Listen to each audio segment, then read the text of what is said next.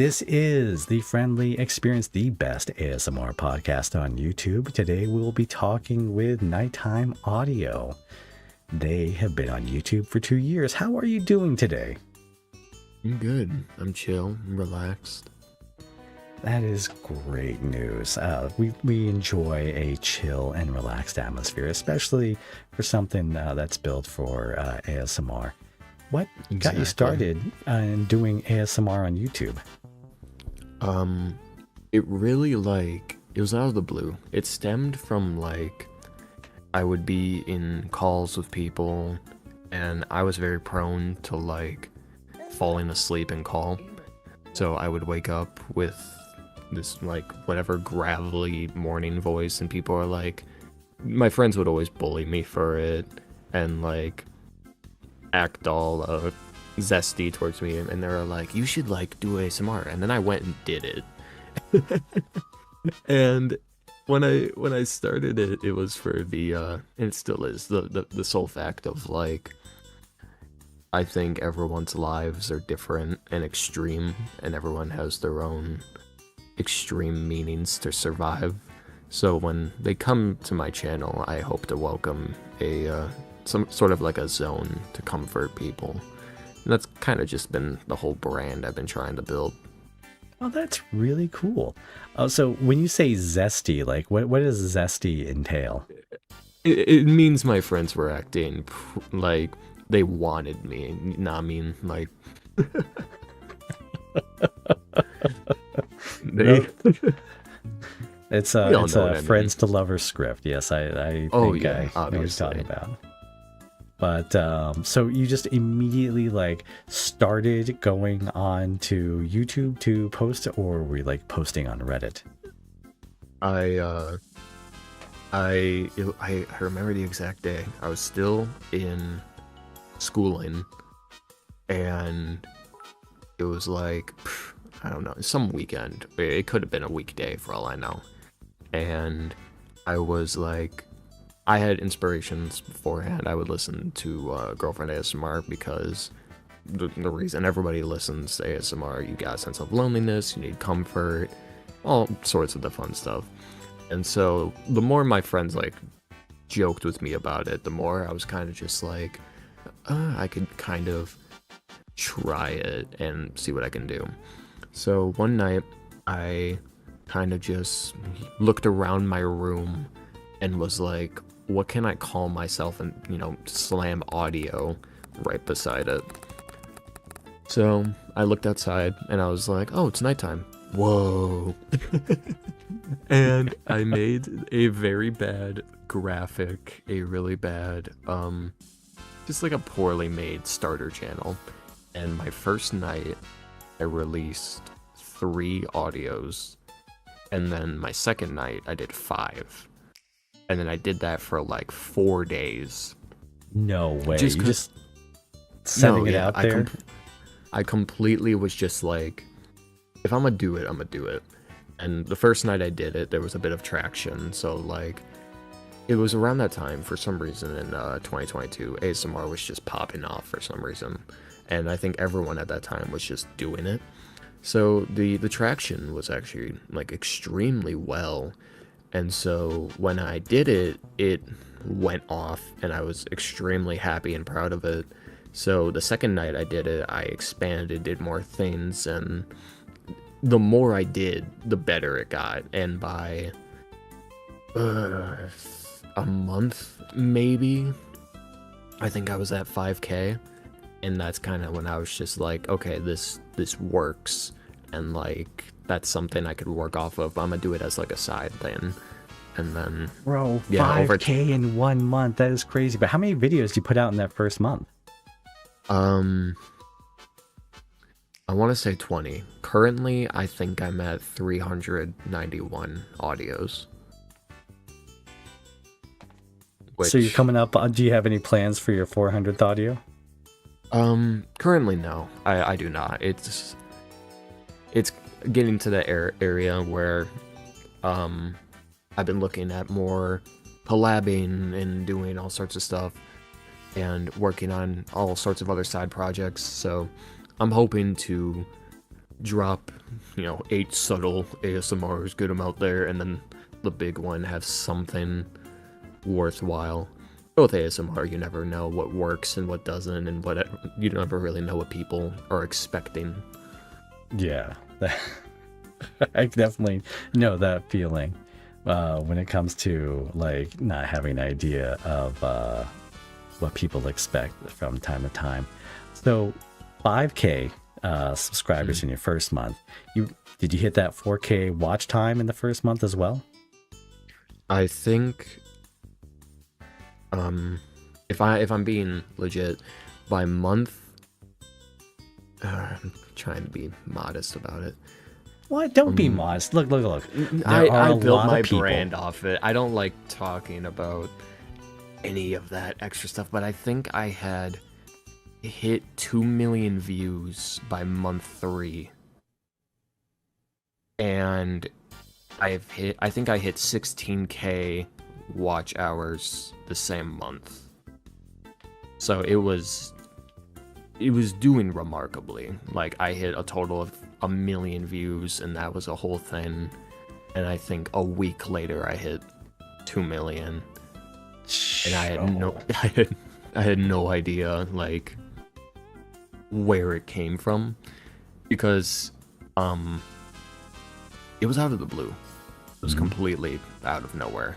I was like, oh, I'm gonna do this silly little thing because it'd be funny if I did it. It'd be a little quirky, a little goofy even. So I did it, and then it was one of the most surreal experiences of my life, because I would wake up early the next morning, go to school, and check like my YouTube Studio app, and like every 5 seconds I would check the app, it'd be up by like 100, and I had no idea like what to do with any of it. It was surreal. It was really something I had no idea would happen. But it's just one of those things, and I think the community a bit, not my community, but just ASMR as a whole, has just dwindled off a little bit. Really? But I think a little bit, yeah. I don't think it's like to anybody's fault. I think everybody has their own strict tastes and their own specific wants and needs for comfort or for any sort of thing that they listen to audios for. I just feel like, not necessarily with me, but a lot of other people I've talked to, it's like I feel like it's harder to start an ASMR career now than it was like early back then. That's really interesting. So when you talk to other people about it, and they just like they're coming to you for advice, like, God, like if you do 5K subs in a month, like I understand why anyone would come to you for advice. Like, no, yeah, I had no idea you had done such a crazy numbers. No, it was definitely something that I wasn't, or even to this day, I'm not deserving of. Like, it was one of those, I don't even know how it happened, and I remember just like getting the first couple comments, getting the first couple big pieces of art made for me, and like it was just one of those things that I was just like, I don't know what to do with this information. I'm not good at like taking compliments or I'm not good at like meeting people even. So like when all these people are commenting and talking about all these things, how great the channel's doing, I'm like, what do I do with this information, So at what point did you apply for monetization? I think I did it when I hit, I want to say 16,000 subscribers, because at that point it hit me that like this could be a career, it's popping off so much, it might as well, like try and make a career out of it. Because if I'm putting as much effort and work as I am, then obviously I should do something out of it. And the reason why it took me so long to do it, because I think I hit 16K on my 4th or 5th month. I feel like anybody in their right mind, if they, as soon as they were eligible to hit monetization, I think everyone just does it. But I was, and I still am, just so against monetizing my channel. Really? Yeah. So is it like is it a moral thing, or is it like how does it break down? Because I know for me, like I look at soap operas as my barometer for how they do like ad breaks and how often they switch scene and things like that. And they do like maybe like 90 seconds on a group of people, and they move to something else, and then like every 2 minutes is a different ad break. So for me, I don't feel guilty about things like mid-roll ads and stuff like that, but I have heard other people talk about, like especially with comfort audios or sleep aid audios, how ads like break up the experience. Yes. So for me, little odd fact about my audios with how much there are. I have never scripted an ASMR video. I've never have. I know that sounds ridiculous to believe, but I don't. It's not that I don't. It's not like I don't refuse to do it. It's like, no, I'll never ever script a video. It's just it comes to me as the performance. It comes unnaturally. So when I put this microphone on and I sit in my chair and I talk to a screen, reading words to me just feels like it's not gonna do the job I want. So for me, it was always a thing of like, people are like, you should do merch, you should do this, you should do that. And I'm like, I don't feel comfortable profiting off you, because for you, the viewer, I'm saving your life. I've gotten comments so many times and it shatters me. So many people being like, I listened to your video, you saved my life, I listened to this and it's what I needed today. You have no idea how much you've helped me. And it makes me feel scum, genuinely, because I sit here in a Poppy Playtime hoodie in Spider-Man pajamas and I talk to a microphone and I just say what's on my mind. I say what the other person needs to hear. I think of a scenario, whether it's trauma comfort, any comfort sleep aid, or even if I'm acting out like an argument video or some sort of like soap opera sketch, as you mentioned. Even then, I'm like, I have to think the mind of the listener. I have to think about what they want, what they dread, and how it affects them. Because ASMR is either to heal the mind, or some people even come to these videos like a soap opera. They're like, I can't believe I just listened to that, and it entertains them. So the idea of monetizing it just makes me feel so disgusting. And I have more credit to anyone and more respect to anybody who does monetize their content. It's just me personally. Those sleazeballs, definitely. Those monsters. No, absolute it's just like wrecks of people. God, what are they? Those garbage people. What's wrong with them? But no, it was just something that I never felt correct to do. And so I had a Patreon for a period of time where I would experiment with audios of all sorts of different varieties. You know what I'm talking about.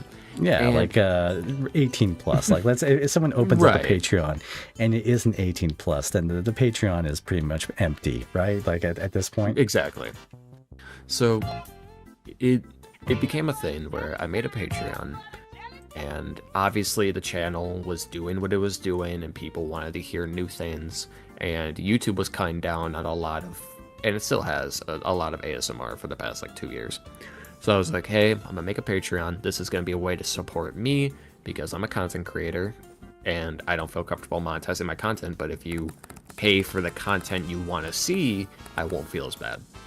So I opened the Patreon. I did about 6 spicier audios, and I just grew more and more uncomfortable. So I like started doing movie reactions and movie commentaries, and it got to the point where I just ended the Patreon. I was like, look, I don't feel comfortable doing it. Yeah. So it just stems from there.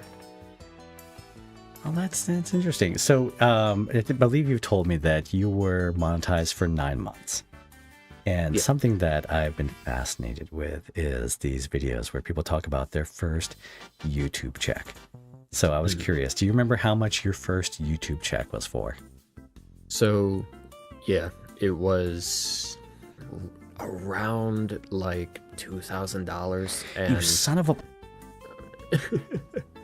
I didn't, like I said, it made me feel such garbage. I used it all. I was like, I'm not gonna lie, I'm not gonna sugarcoat it. I was a kid in a candy store, you know. Any late teenager, early 20-something with $2,000, they're gonna do something stupid with it, and I did. I bought all sorts of useless crap, and I got into that. Everyone does, you know. Okay, so I see a reoccurring theme here, and a lot of it seems to stand. And this is just like me, being this armchair dude.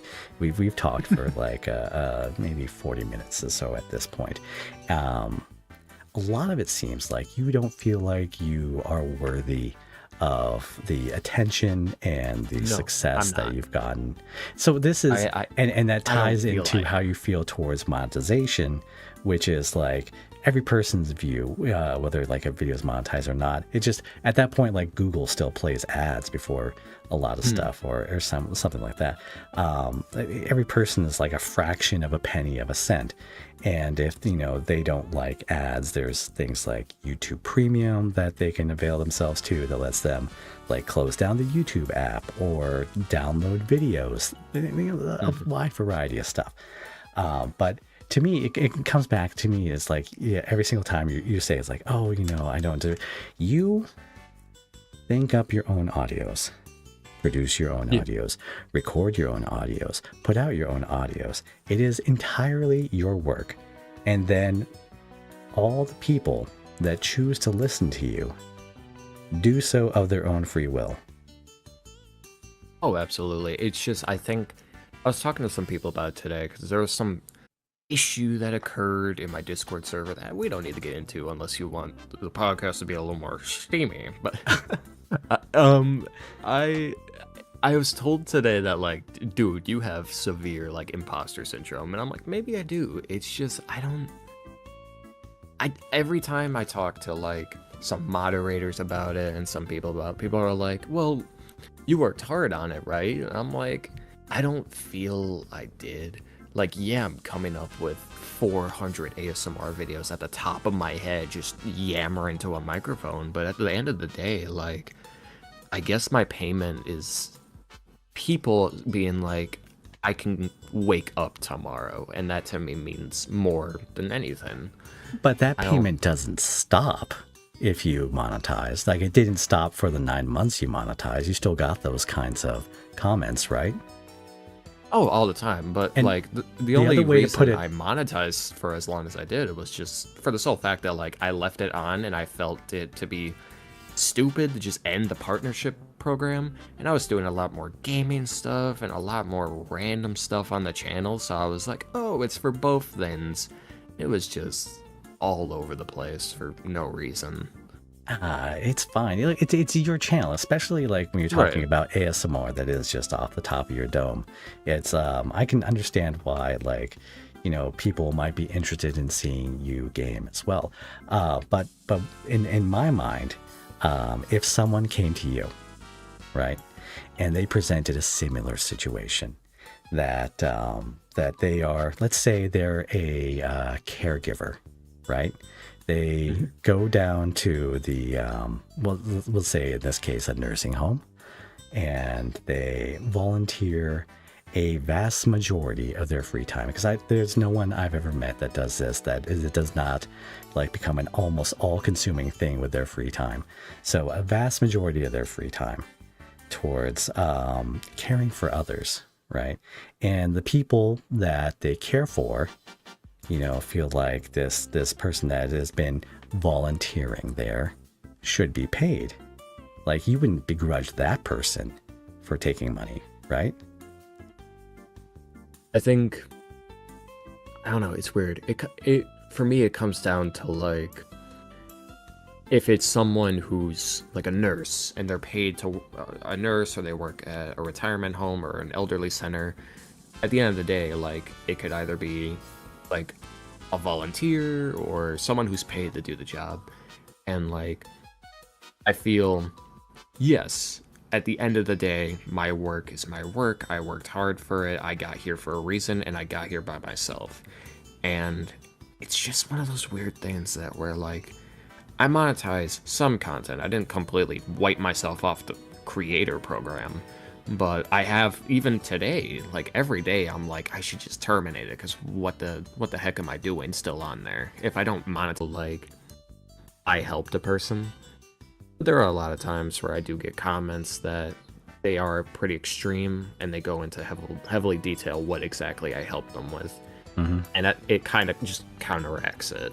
Because someone could tell me, hey, I really need to hear this today, thank you. I'm like, well, it's what I do, and I'm glad you're okay. And then I get someone that, like, has a paragraph-long sentence telling me their life story and, like, the gritty details of it, and I'm like, I feel like I'm obligated to help you more, but I can't, there's nothing I can do about that. So it's out of my profession to be like, okay, I'm not a therapist, or I'm not a counselor. There's nothing I can do behind the screen, but I'm here for you, and I'm glad the audio helped.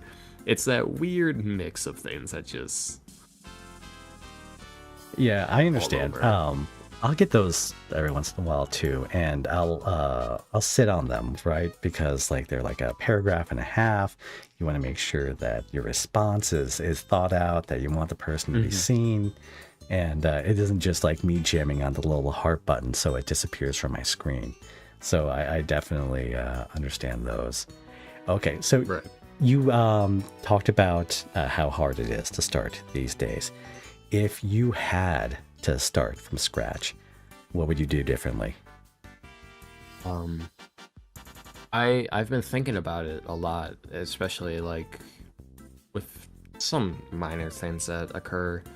I would probably just like completely just edit a video. Well, I don't edit the videos, upload a video, and just throw it out there and kind of just watch from afar. Not make any social medias like I have, not make a Discord server like I have, just kind of be a voice for people to listen to, and then just evaporate. And it sounds grim and that sounds dark. It's just I don't feel like a person. I feel like just the voice that people need.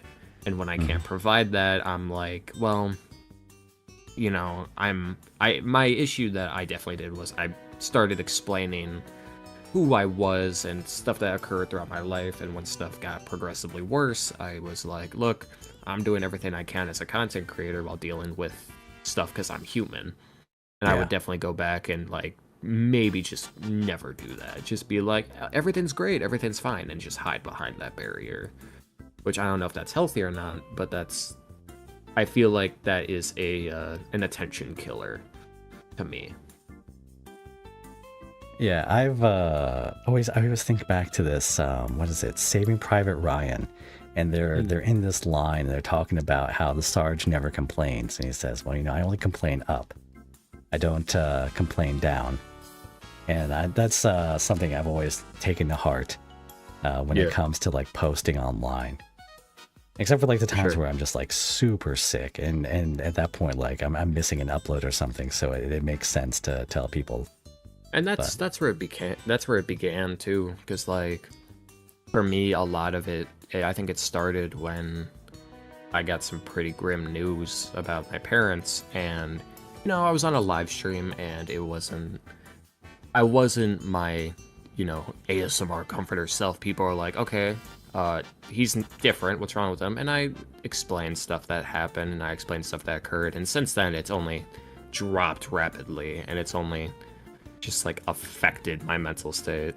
And it's just like, I feel like I'm obligated to be there for people and everything, but at the same time, like, every week of every month for the past 2 years, something dramatic has to happen. And like, I go to my viewers, I'm like, look, dog, chill out. All right, I will put a pin in that. I'll be back. Like, they tell you something dramatic, or is it like something dramatic is happening to you? Stuff dramatic is happening to me. Like, and not to go deep into it or anything, but like 2023, I was working a dead-end job. My parents got divorced. My mom got extremely unwell. My car was stolen and destroyed. And so all this stuff was piling onto me. I had all sorts of just garbage happening. And so that opened up a doorway of like the videos, like people are going to go to someone that are, I feel, if you want to be comforted by someone, they have to be someone level-headed. You can't go to like someone that's clearly going through it being like, yeah, that sucks. Anyway, I have this thing. And it's like, well, you know. So I think that caused like, I don't know, it was like a missile to my channel because it wasn't something that I was pushing. It's just people were definitely able to see through my voice like, oh, he's clearly not doing what he needs or wants to do. He's doing something he feels like he has to do. And that is something that I feel like it was just one of those things that sucked. Yeah, do you think that's like a side effect of coming up with like your own topics for doing it like the improv style? Like maybe if you did scripted stuff when you didn't feel like you had the vibes. I got a rough one for you. So I have this is it doesn't bother me. That's why I'm talking about it. So all right. I do improv a lot, and I only improv. So there was one night where through all of this going on, I was watching Bel Air, and I don't mean to like dour or anything. Okay, I'm just having a conversation. I was watching Bel Air, and there's like the Fresh Prince of Bel Air, the remake that they did for like Peacock. I didn't even know they did a remake. Oh my god. Yeah, they did, and I don't even know how I got there. It was just like Bel Air, Will's dad comes back, and I'm like, okay, what? And so I clicked it. And I watched this scene play out, and I'll give you a little piece by piece. So, Will calls his father and tells him, hey, I want to see you. It's been years since I've seen you. I want to know where you've been. And Bel Air is a remake of Prince of Bel Air, but instead of a comedy, it's like a drama. So, they get into an argument, and Will's dad is like, dude, I don't even know why you called me, you know, like, what did you even want to do with me? And Will says this line, something along the lines of, if I hadn't called you, would you have shown up? And it destroyed me. It was one of the most intricate and like well thought out pieces of writing I've ever heard. So I did this really stupid thing where I made an ASMR video, titled Boyfriend Has Severe Daddy Issues, which canon, I guess. And the entire video, and it's still up on YouTube, I don't know why, I think it's just like a lesson for me to learn from. I was breaking down the entire video, and I'm like acting out scenarios while in tears, and I'm just like venting to the listener for a reverse comfort, you know? And I release it. I just go to bed. I don't even second guess it. And I wake up and people are commenting like, wow, his acting chops are amazing. And on the other side, people are like, this feels like too good of acting. But yeah, it's like method acting is too real here. Yeah, it's like, whoa. And it just like, that's one of my biggest regrets with my channel is like, I think that's another reason that I always feel like if I monetize, I'm unworthy of it. Because at the same time, it's a two-way street for me. It became a two-way street where I comfort my viewers, and at the end of the day, I look for that validation. I look for that approval. Because I'm human, as are you, as are everyone who watches these videos. So when I sit there and I'm like having a bad day, having a mental breakdown, I'm like, yo, this is what's going on. I subtly drop hints and I'm like, anyway, thanks, babe. And I, for some reason, upload the video. But I think it's a blessing and a curse because I feel like that one engages the viewer and teaches them like, it's not all going to be about you. A relationship is a two-way thing. So one day your partner is going to flip poop in front of you, you know? Yeah. And he'll comfort you and you'll comfort him. Like it's a two-way thing. But yeah, I have no idea why I did any of that. No, yeah. Well, it's like a different brand of social media at that point, right? Because it's more like one way. It's not the same as Twitter, where like someone can just like quote tweet your video, but it is like it is this weird experience. Like I'll post a picture of my cat on the community post, and like what is it? Like, who are these 7,000 people that like jam the like button on that? That is crazy. Right. Whereas if I go over to X, like, you know, it's like a 1% of that, or a fraction of a percent of that, you know, are engaging. So that was a big thing also that kind of just drained me. Is like I would do. I do it all the time. I'll do like a live stream or something, right? I wonder if you feel this too, where you do a live stream, you post a video, you do something. Mm-hmm. We're both in the 50K plus range. Do you feel ever like let's go? Do you ever feel like I want to word this correctly and not sound like just like a loser, but do you ever feel whenever you post something and there's only like 1% of it, you get a little upset? You're like, yeah, I have 50,000 subscribers, but only 4 people showed up. And I always feel like a jerk when I think like that, but at the end of the day, it's like there is a percentage there that obviously I'm doing something wrong. You know, I was talking to someone else about this when it came to live streaming. So there's two ways to look at it, right? You have your YouTube channel has the widest reach. When someone is watching one of your videos and they see a little icon around it that shows that it is live, then that is like the biggest chance for you to promote that live stream out to anyone. On the other hand, like the content they prefer is those videos that they're watching. So if your content doesn't align with what they were watching previously, maybe they stick around, ask a few questions, and there's like a curiosity there, right? But I find that when I get the most engagement is when I involve the viewers themselves as the subject of the stream. Like I think I streamed a horror game this week, like the middle of Monday or something. It was crazy, and you know, not that many people into it. Probably a lot of people just in school. But you know, if I do like a room review where people are submitting their rooms, then it's like 30-40 people will be there concurrently, you know, looking at the rooms, because it is about them. And in many ways, that is the embodiment of ASMR roleplay. It is about the listener. They are the silent partner that are there, and that is one of the things that I just find like unique about the genre. It is. It's something that like I think in many ways gets taken for granted by so many creators, and it sucks, because for me, I've always said like a motto on the channel where people are like, wow, look, this many people watch this, or wow, look, this is doing so well. I'm like, it's not about the views for me.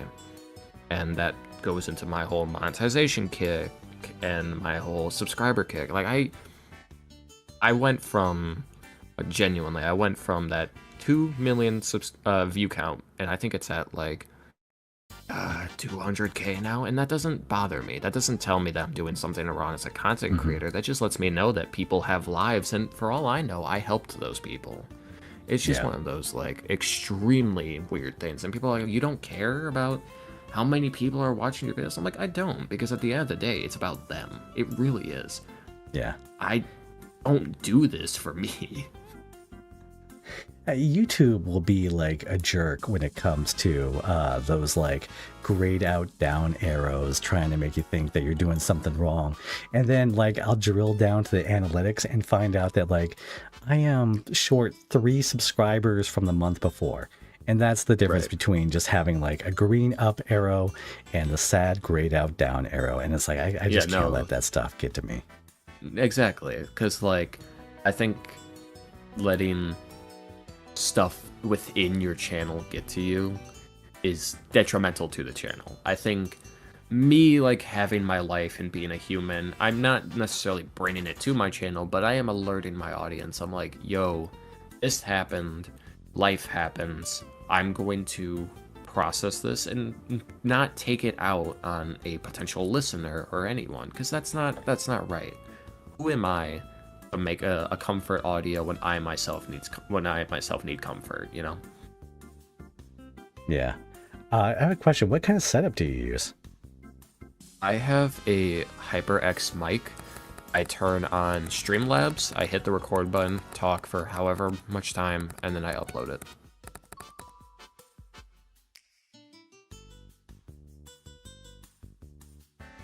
I keep hitting the wrong button. I'm sorry.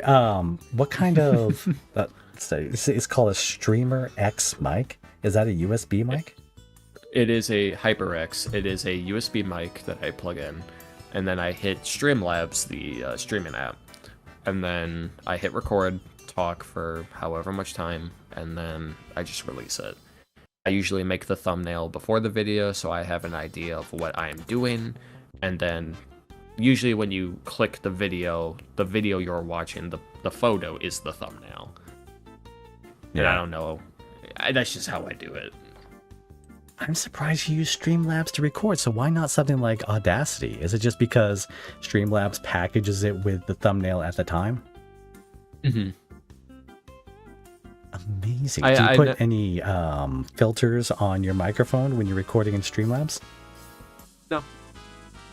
When there's loud noises or like outside noises, a fan going, I'll just take my the little mover thing that like controls your volume, and I just put it down slightly so you can't hear that audio, so I'll sound a little quieter, but you won't know the difference because it's an ASMR video. That's amazing. So do you do editing after the fact? No. One and done. Oh my god, I am jealous. I tell you what, you guys that are able to do the stuff off the top of the dome, first of all, like, it's because you guys have listened to so many other ones that you understand like the audience, and you understand that if I try to do improv, I am like staring blankly ahead for 20 seconds, unable to think of the next thing I want to say. And most of the time it's because like it's like an out-of-pocket thing I want to say. But like, for example, I want to record an improv about being on a Ferris wheel, and they get in an argument, and like the jerky motion of the Ferris wheel causes the girl to like hit her head and faint, right? And then he's trying to explain to like the people, like the carnies basically, like it's not really his fault, and she just like hit her head. I didn't grab her by the head and hit her with the Ferris wheel. No. Yeah. No, that's good. That's good. Like, yeah, but like, for me, I'd have to script it out line by line. But oh my God. I think how I would do it, right? So this is something else I do that I don't know how you'll think of this. Sound effects I do use. And so what I do, and this is extremely cheesy, I will use my desktop audio. And when a sound effect is about to hit, or if I have the idea of what a sound effect needs to be, I will have a YouTube tab open that has a free stock sound effect of whatever it is I'm doing. So I will quickly have the event happen, mute my mic, play the video, go back, unmute my mic, and then as I'm talking, it'll play out, and then the video will end, and it'll just be as if I edited it in, which is either really cheap or just, I don't know. That's just how I've been doing it for 2 years. Oh my God, that is great. So not even like a sound file that you would click on. It is straight up a YouTube video. It is. I always go for, of course, free videos because I don't need to be stealing other people's content. But like, I'll find a video that's like stock car sound effect, or girlfriend gets hit by car or whatever the heck. And so it's like, anyway, I love going on dates with you and walking down the street, and like you can tell, like I just this over and over again. And then like I don't know if like I don't edit the videos. I hate the sound of my own voice, so I never watch over my videos. Still? Yeah, no, I've never watched one of my own ASMR videos. So if there's an issue with the video, I read the comments and then I redo the video. Like straight up, like you just will repost the video?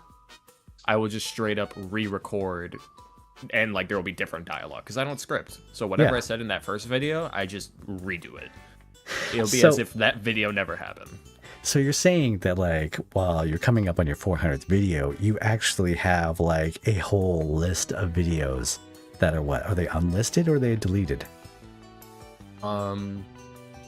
Probably deleted. If a video just is broken, there has no reason to be there, so I just boot it out. So you're way past 400 at this point. Yeah, there are, I think I did like 18. There was a time period where like spicier content was trending on YouTube, so I like took a dabble at it, but I'm sorry, it's not my thing. Just a moment. When is spicier content not trending on YouTube? You're telling me it's killing us all. No. There was a time period where it was like popping off, and like I did one and the video worked well, and I was like, okay, that's something I could do. I'm gaining more and more audience, and in my mind, if I gain a new group of people, they're gonna watch my other content, and that's gonna help them in the long run.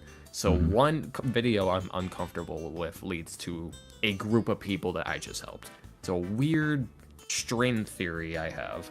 So I did like 18 videos, and then YouTube started chopping people down, and I was like, yeah, I'm not about that life. So I deleted every single video. I didn't unlist them. I just straight up deleted all those videos. They don't exist anywhere. Like they don't exist on your hard drive. They're not like thrown up on your Patreon. They're just gone forever. They're just gone.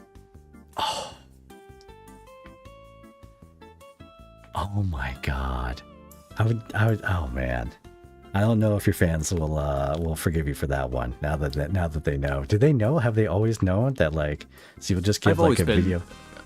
I've always been clear about like, I'm not a fan of, and if you do that kind of work, more power to you. I have nothing but respect for you. I just feel like the spicier side of ASMR is definitely a lot more popular than comfort ASMR.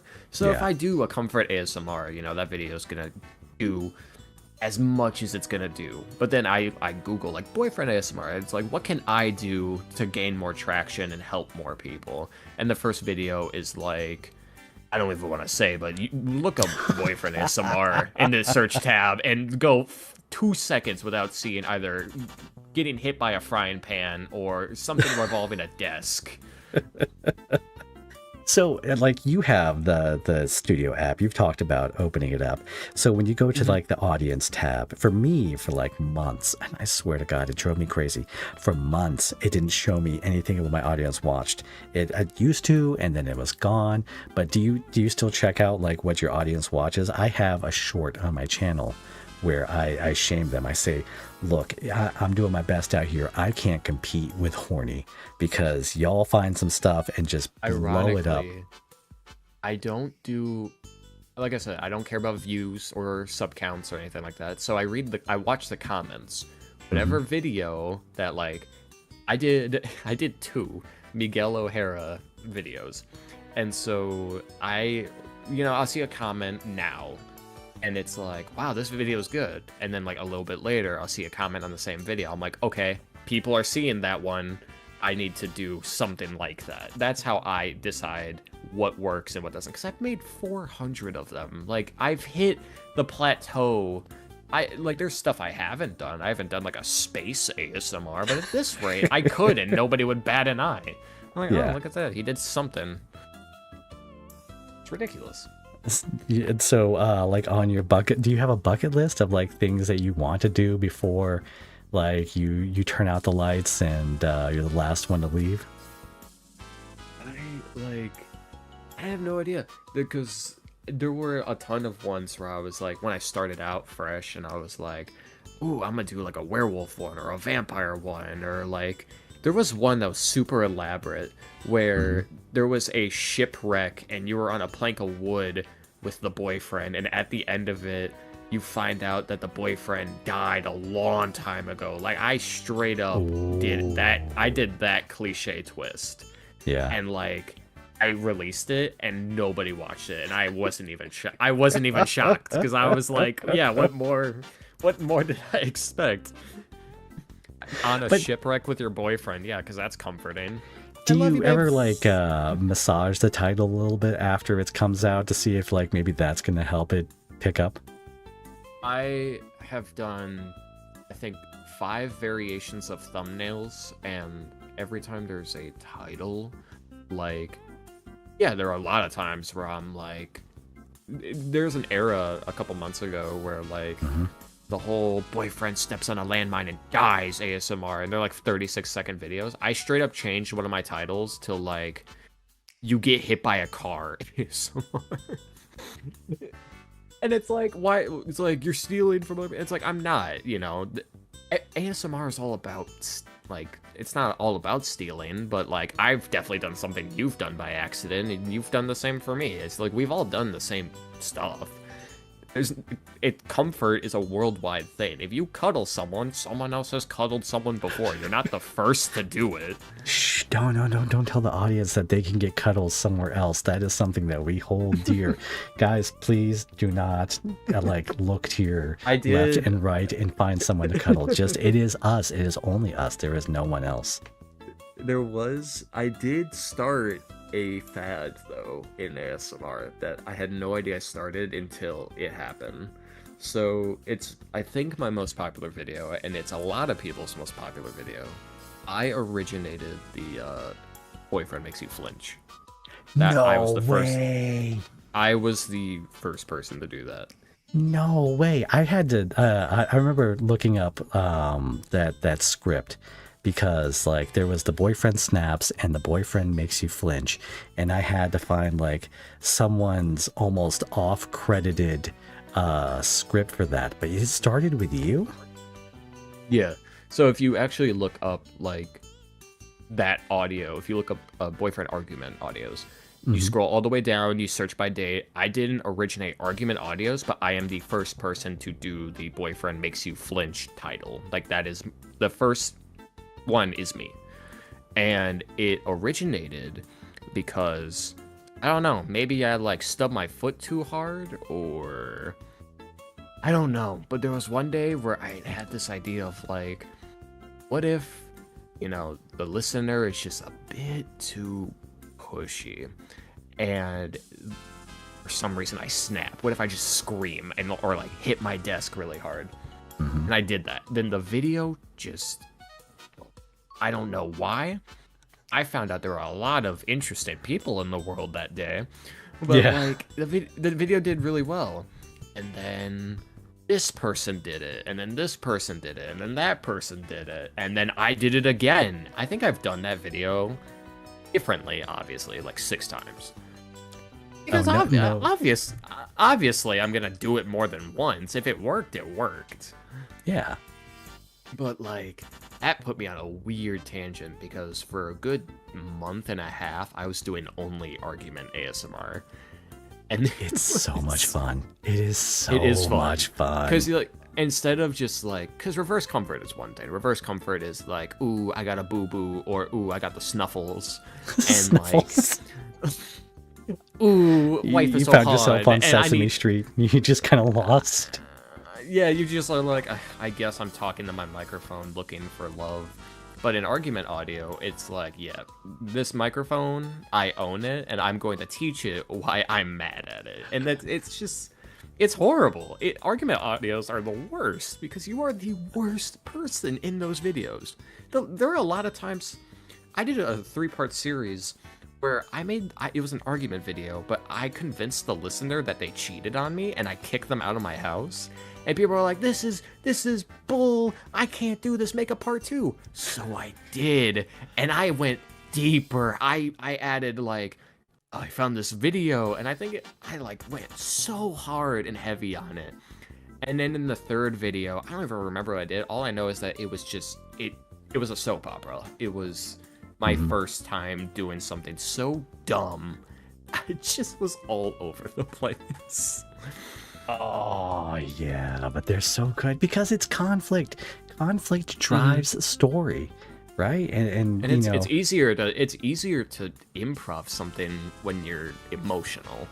Because if you're sitting there and you're trying to, at least for me, Avi, when I'm sitting here and I'm like, the hardest videos for me to do are, of course, self-harm or sexual assault trauma, just like stuff that really happens to people that obviously I, behind a screen, can't do. Yeah. So when I'm improvising, my main goal is to make the viewer know, I'm here, you have my attention, I'm listening to you, but you are also way stronger, way prettier, way more powerful. You are the main person in the world, and I drive to make the listener know that. But when it's an argument audio, it's like, nah, I'm on center stage, you are the understudy. Like, you need to get out of my field, because I'm gonna start throwing stuff. Like, it's the most fun. Yeah. But it is just all over the place. Because you can do whatever you want. It's really weird. I'm still blown away that you started the flinch meta. And, it is so true that, like, copying from each other is a rampant thing. But I equate it to, like, how many performances of Hamlet have there been? How many performances of Romeo and Juliet? Like, everyone gets the same script that sometimes is offered on Reddit, and then you can put a little spin on it. I have a not so secret grudge against someone where I will take their scripts that they've paid for and then make it my mission in life to do it better so that it outperforms whatever they did. So, like, that's everyone treats it differently. I was not ready for that, and of course I'm not going to get into that because it's all over the place, but I had no idea when I started that your guys' community, dude, you guys got issues with each other. Like, I was in beefs.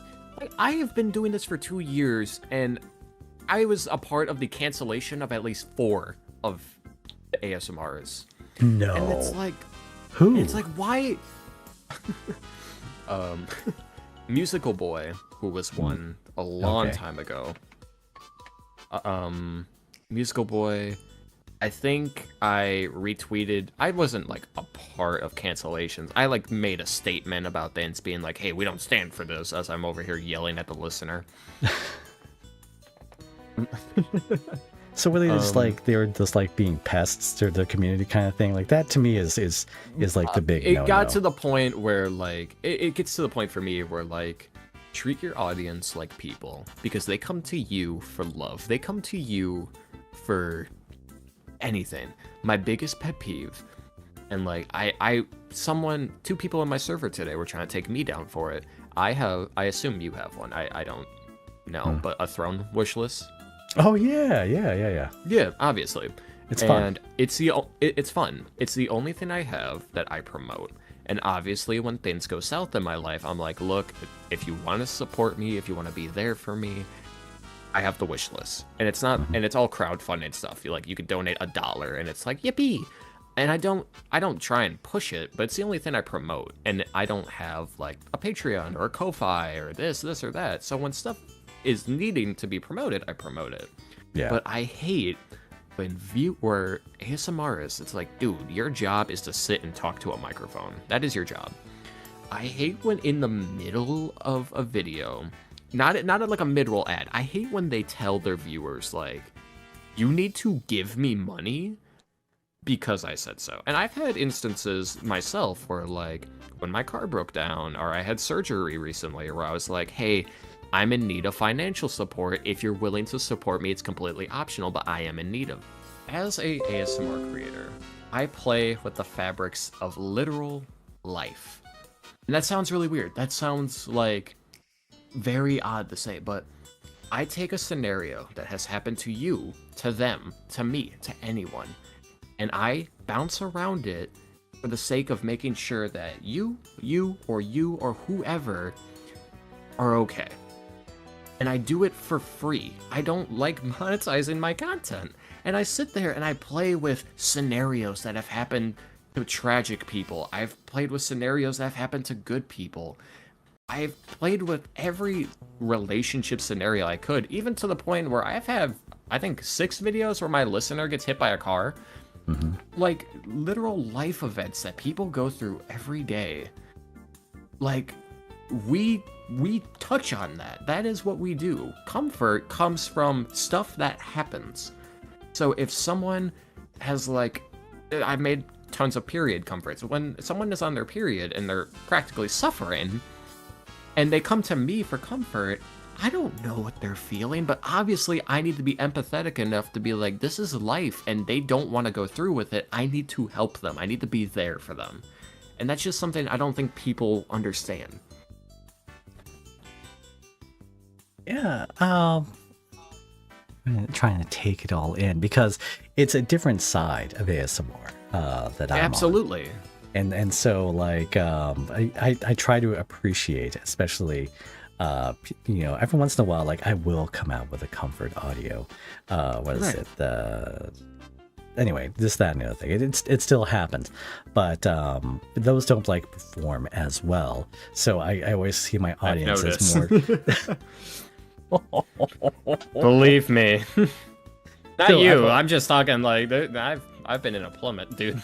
Yeah, so it's all fun. I know what I'm doing. Yeah, I see my audience as more as like people looking to be entertained kind of thing. That's definitely, that's what I was saying earlier. That's definitely what I feel this community is going towards now. And that's why I feel the more sexual, active, like, hyper audios, that's why those are doing and performing so well, is because people aren't coming to YouTube anymore because, like, I feel like people have that era of people who express their feelings and they're very vocal about what they want, what they need on YouTube. I feel like that has disappeared a bit. And it's now people that are, like, taking 6 shots. They got, like, their shirt isn't even on correctly. Their pants are backwards. And they come to these videos like, all right, maybe someone will love me tonight. And then they'll come across a video and they're like, ooh, I'm validated. Like, that is what the community is now. And I think that's just something that I and many other people just have to adapt to. Because ASMR is so like, ever-changing. Is it like the community from like years ago, or is like the constant churn of the community where like people kind of age out? It's the constant churn of the community. People age out, new people are brought in, and like you could. There's never a time, for me at least, where I could please one side. You know, because someone could come up to me and be like, they have a really specific request. And I'm like, okay, I could do that. But then there's like a group of people over there that are like suffering about something. I'm like, okay. And it just is like, I have 400 of these videos, dude. Like, I've definitely done your requests before. And I get requests all the time. They're like, can you please do this? And I drop like a playlist of like 12 of times I've done the video. And the community is ever changing, and that's not my fault. It's not your fault. It's not anybody's fault. It's just people are growing more and more specific about what they want. So when they go to a video and they see like, ooh, get hit by a frying pan ASMR, they go there because it's funny. And I think there are tons of YouTubers. I know, like Brittany Broski. Sorry. What the hell? I tried to pick up my phone here. I got shot. Yeah. Trying to explain ASMR and fucking died. Oh, shit. That's my fault. That's a title. That's the title. No, but that's okay. Genuinely like getting hit by frying pan ASMR. That has like however many views, and people go to that because it's funny. And I see trends on TikTok all the time now of like reacting to boyfriend ASMR for our friends. And I'm like, bro, we're the meme now. Like, we're cringe now. How did this happen? Wait, you can't tell me there wasn't a time where like ASMR wasn't. I cringe. Never said like, it was. I don't tell anyone. Do you tell anyone what you do? I don't tell anybody it's cringe, but like I have this other channel I've been working more on where I do like film essays and gaming, and I've actually like split up my channels because I feel like that's going to do better. You know, nobody comes to my ASMR channel to watch me play a game. That just doesn't make sense. Yeah. So I made a new channel to expand on that, and I've been having so much more fun on that channel because I'm free to just talk and like be my own person. and then I go back to my ASMR channel when I am ready and comfortable to help people. But again, at the same time, 400 audios, however many you've listened to, however many you've seen, or whatever you want to request, I've probably done it before. So when I get a request and it's like, can you do 2 Miguel O'Hara ASMRs? It's like, dog, do I have something special to tell you? I did a Hiccup from How to Train Your Dragon ASMR. I did a Joker ASMR. I could hear that with your voice. Hiccup from How to Train Your Dragon. Yeah, I just made it extremely nasally, and it worked. I kind of just talked like this for the entire time, and it kind of just worked. People liked it, and I kind of just ran with that. And that's kind of what I've been doing outside of YouTube. I started voice acting. I'm doing, like, actual roles and stuff, and it's stuff that I'm happy that I'm able to do, and it's because of my community. It's because of the people I helped, and I'm very fortunate of that. Yeah. What is it like insane. Having a devoted fan base like that? Like, obviously, you know, we both know that the number of subscribers we have isn't the number of, like, active viewers, but there is still a large active viewer base associated with the channel. I like to think that they do care about us. I do think that, like, they have a special place for us in their hearts. And, like, when I did the collab with you, there were viewers that I didn't even know I had. Like, I read the comments a lot, and they're like, oh my god, I've been waiting for this collab a lot. And I'm like, I don't, because you have active viewers. Oops. You have active viewers, so you're like... You have active viewers, so, like, you see them all the time, and you're like, I know your name, I know who you are, like, I see you often, so I know you're here. Don't worry about it, alright? It's, like, seeing, like, it's so weird, because it's such a surreal thing for me. Like I said from the start of the pod, like, 50, I don't know how many subscribers I have, but 50k plus, that is a stadium. That is a huge, like a city full of people who know me and listen to me, who I've struck enough for them to subscribe to me, and I will forever be grateful for that.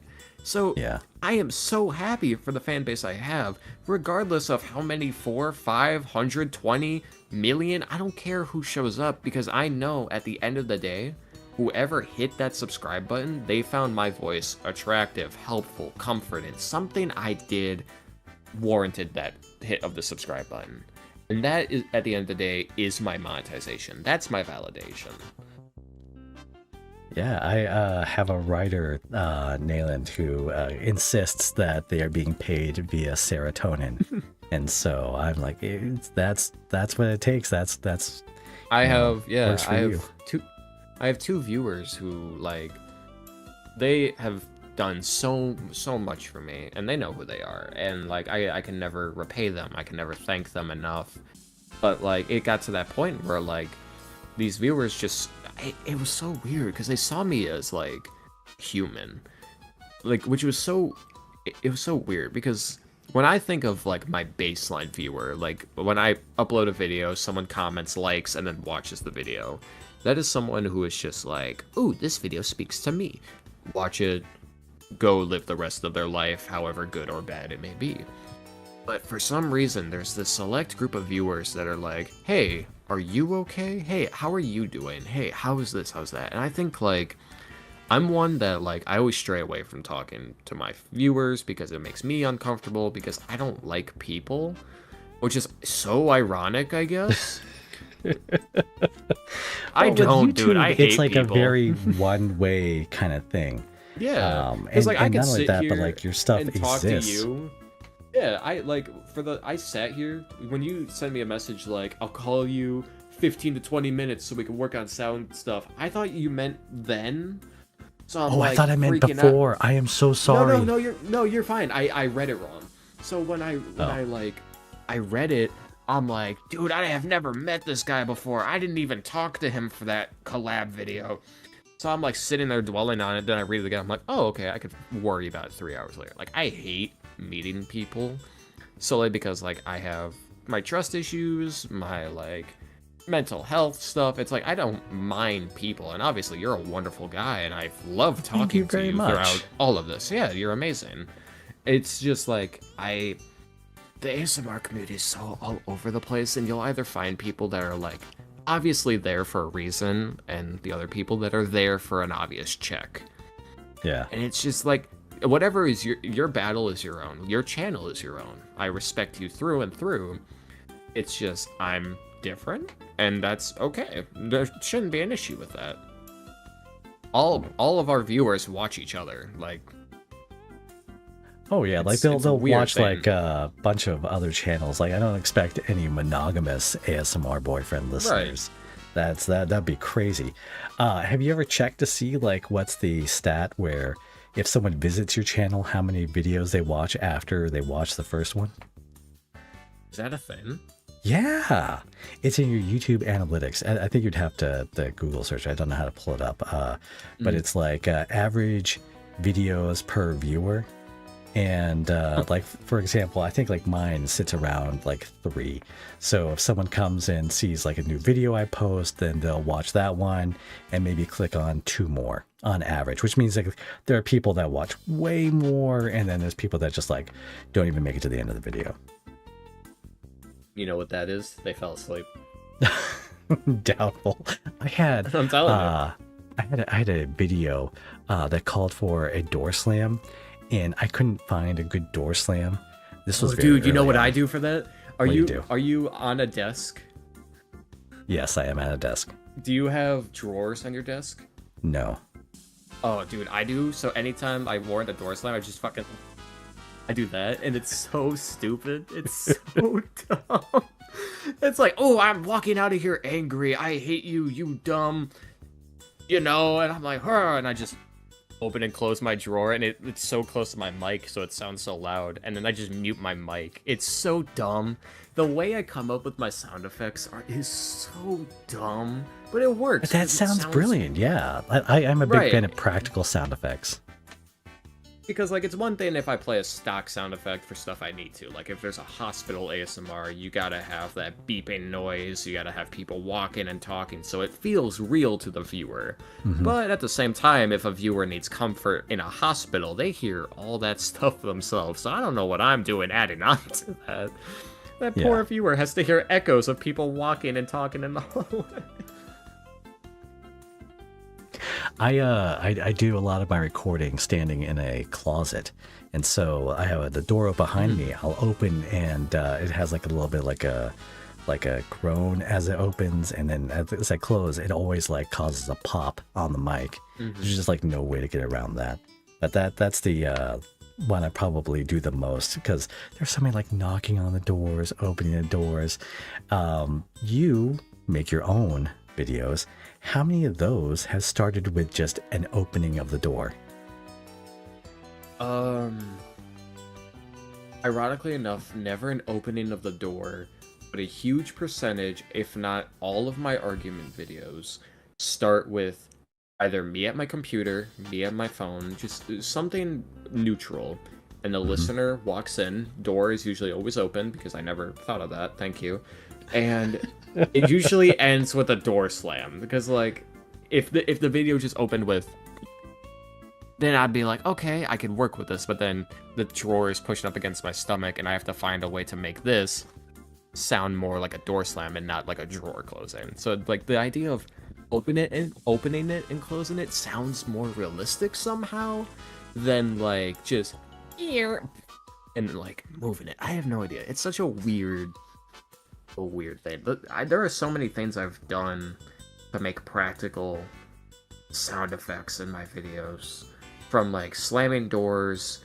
I think at one point I got up from my chair and started screaming farther away from my room just so I could like keep it in ASMR video and not have it be like so ridiculous. I don't know, man. Oh yeah, you don't want to like blow out the mic, but I don't know. Because then it's like, not an ASMR you don't listen video. Back to it, do you? So you would be able to tell. Yeah, I just pray.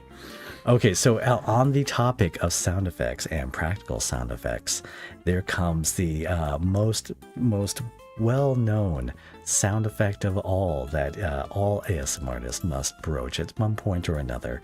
Or maybe there is like the ASMR artist without lips, then this doesn't make any sound.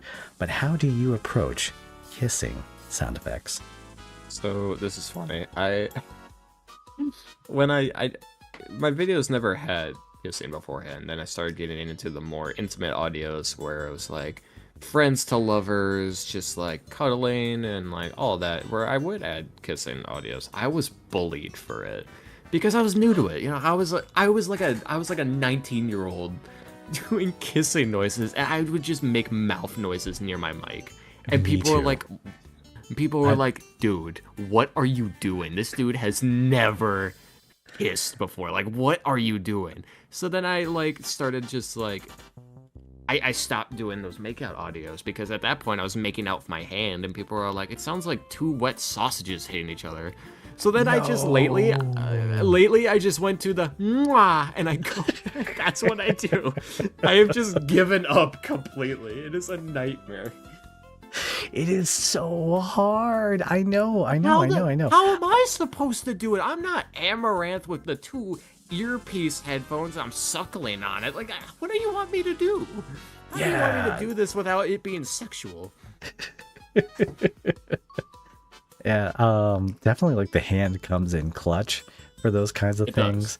But man, like, yeah, I had people messaging me like, look, bro, maybe you need to try this or that or the other thing when I was doing like Patreon stuff. I remember responding. I remember responding to those comments being like, dog, what do you want? What do you expect?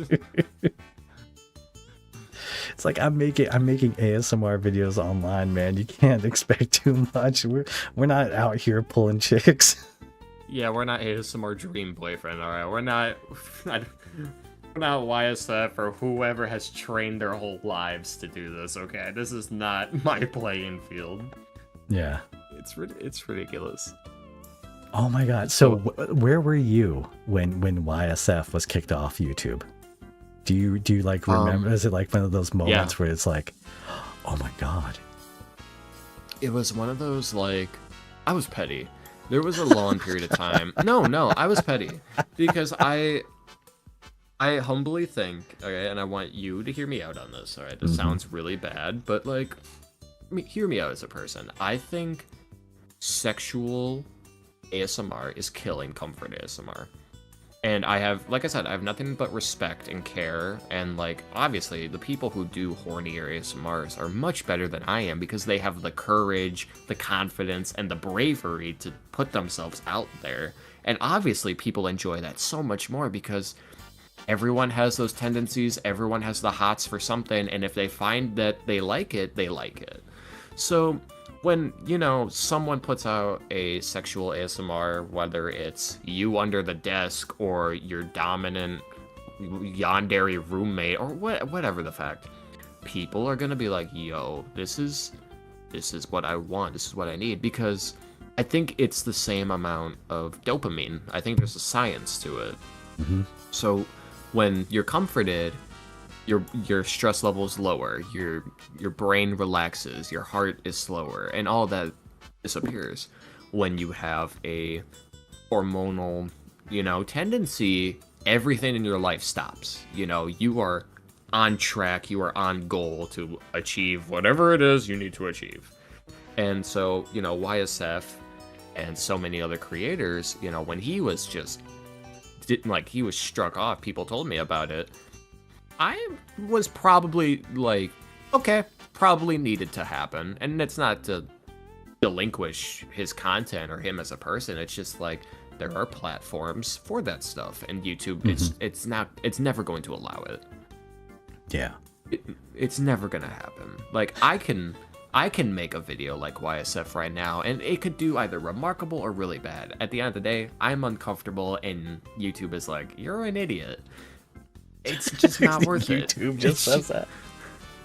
I feel like they have before. Have you ever done a boyfriend is... You probably haven't, because I don't know how many comfort videos you've done. Have you ever done a boyfriend is depressed or anything like that? Or am I just a bore? A boyfriend is depressed. So I always try to like center the ASMR role plays around the viewer. I don't do reverse comfort so much. I think like the closest I've gotten is like boyfriend is sick or that kind of stuff. Okay. Oh, well, you know what? There was one with a boyfriend with PTSD. And that's a good one. Yeah, that was the closest I think I got. So this is a little fun Easter egg. So I do a lot of reverse comforts because I think it's comforting for many people to comfort someone. There's some science to it or whatever, but I've done I think 2 or 3 videos where like I was fine at the time. I wasn't like venting like I'm going to do it, yada yada yada. Like I was fine. I was acting. And so I did reverse comforts of, boyfriend is not doing so great. He's having some tendencies, some thoughts, and like he needs comfort. It got to the point where YouTube emailed me saying, "Hey, we watched your recent video. Here's a phone number you should probably call." And it's really cool that like if you post videos on YouTube regarding self-harm, I had a video blocked by YouTube that I could never get up, and it was a eating disorder video. YouTube did not play around with that. It was a comfort for people, of course, with ED. And the moment the video went up, YouTube struck it. I tried changing the title to something more simpler. YouTube would not allow the video. I tried appealing it, and they're like, "Look, it's not happening. Like, this is something we're not tackling." And it's just like, it's insanity. But it is really cool of a platform to like, they may strike down ASMR content a lot, but at the end of the day, they did check up on me. I was like, "Hey, we noticed this thing. Are you okay?" They could have done that with the daddy issues one, but it's cool. I think I don't know if that like falls into the same category of stuff. I remember, it definitely does. There was this like one glitch where YouTube was putting the self-help line under every single video that was out for like a day or so. Yes, they do that. They are. I don't know if you've ever touched into it, but I've done it like once or twice when I started monetizing. There are fundraisers you could do on your videos where all the profits you make on that video will go to an organization that'll help. And I did those a bunch for obviously people in need. But when the videos started doing poorer, I just stopped monetizing the content altogether because, one, I stopped doing content like that because it was getting really risky. Because those are topics that are so rough and they're so raw. Like, you can't really do it without YouTube being like, you should probably, we want to keep this family friendly. I'm like, sure, you can do that, but YSF is over there, whatever, YouTube. But yeah, man, it's like you have to be creative with the link. Let me tell you what. I'll let you in on a little secret.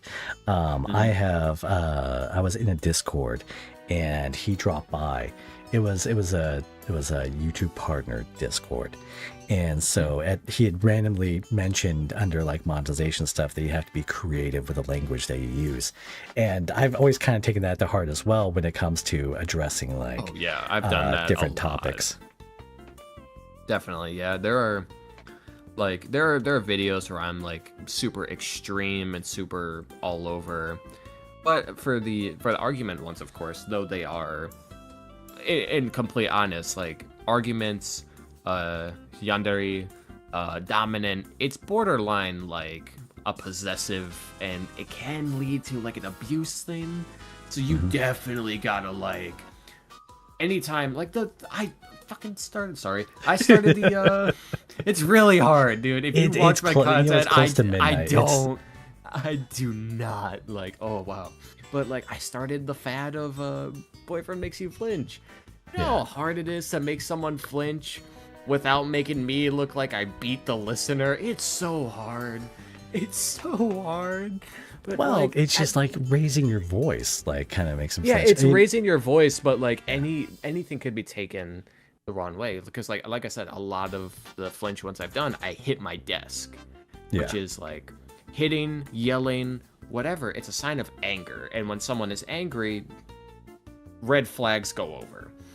It's just one of those really interesting things of like, you gotta watch who you are, how you act, every little thing you do.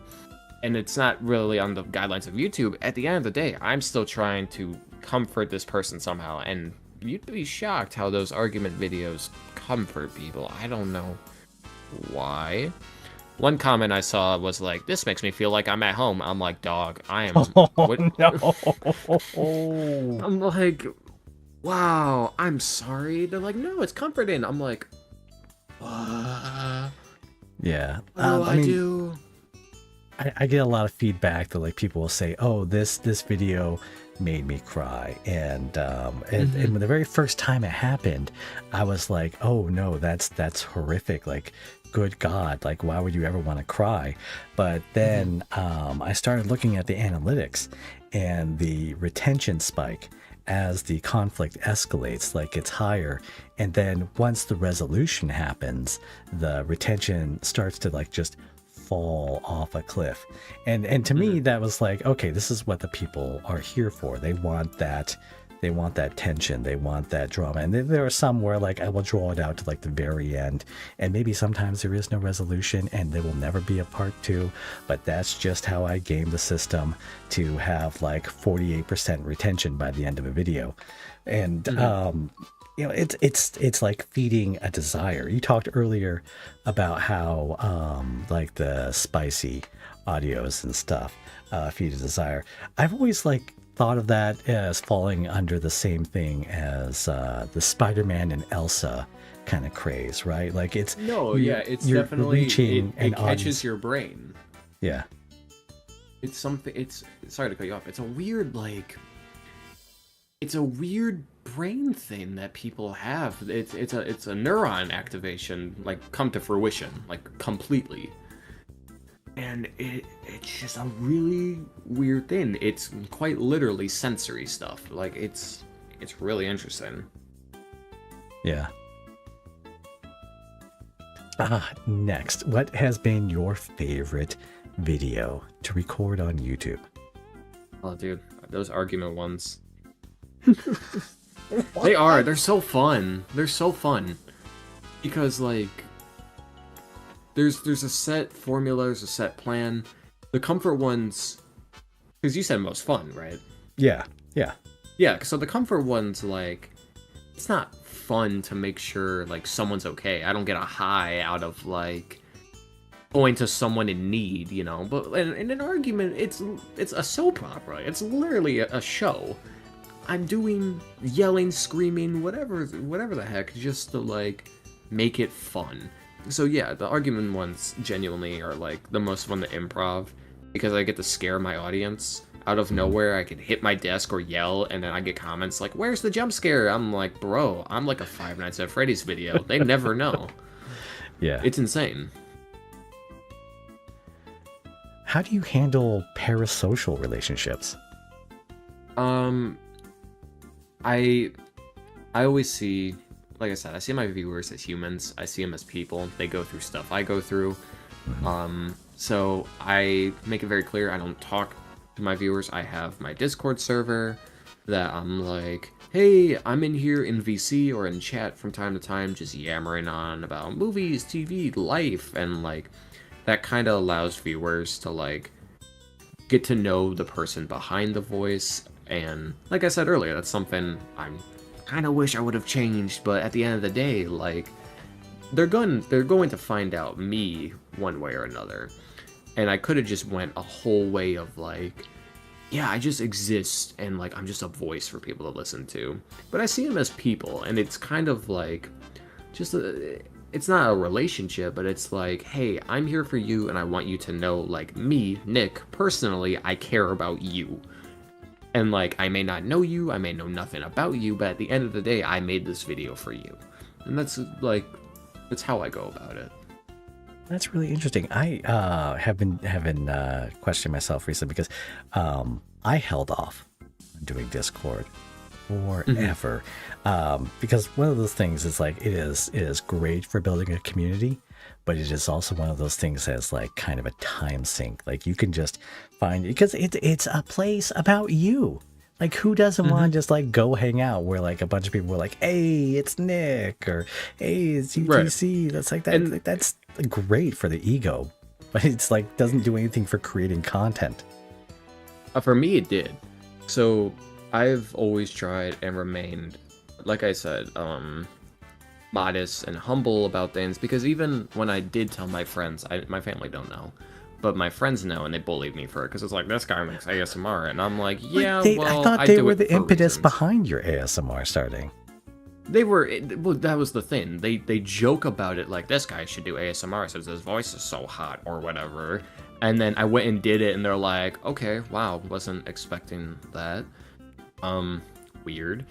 And then it popped off, and then they were like, okay, so you think you're him, huh? I'm like, no, I don't. I really just do it to do it. This podcast, I feel, is all over the place, because I'm like, I hate myself, and like, that's a me thing. But I do what I do for the sake of others. I've always been that way.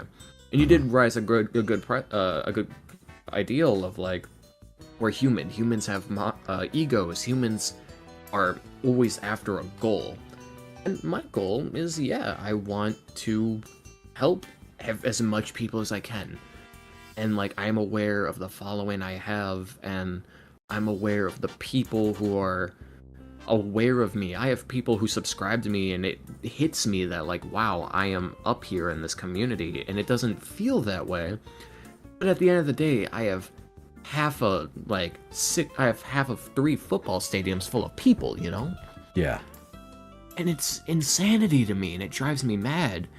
But I use my Discord. My Discord has like ASMR requests. It has like movie night recommendations. There's always something there for people. I think my Discord also has like a whole LGBT section just for people like who, yes, may know me as the owner of it, as the content creator. They can find other viewers, and they find other people to interact with, become friends, and like, if they leave my channel, having a new friend, having someone to listen to their problems, then I did my work. I did my job. It's interesting. Yeah, that's super cool. Especially like the how it's able to give you inspiration for doing new ones. That's I mean, for me, like, it's I could lose entire days just like spending there my entire my week. It's just balancing it has always been a little bit difficult for me. So I've gotten kind of the reputation of just popping in and out, and then just being like, oh, and now I'm going to go back to whatever content creation hole I live in. No, I hear you. That's why, like, lately, like, I'm not gonna go deep into it, because I like I said, I'm really tired of being that content creator that talks about like stuff going on in my life, especially since I built my channel to help others. It feels really wrong of me to try and get people to understand me, and I don't know, that feels like the opposite of what I should feel. Like, obviously I've made all these videos helping others, that I should want to feel help myself, but for me that feels wrong for some reason.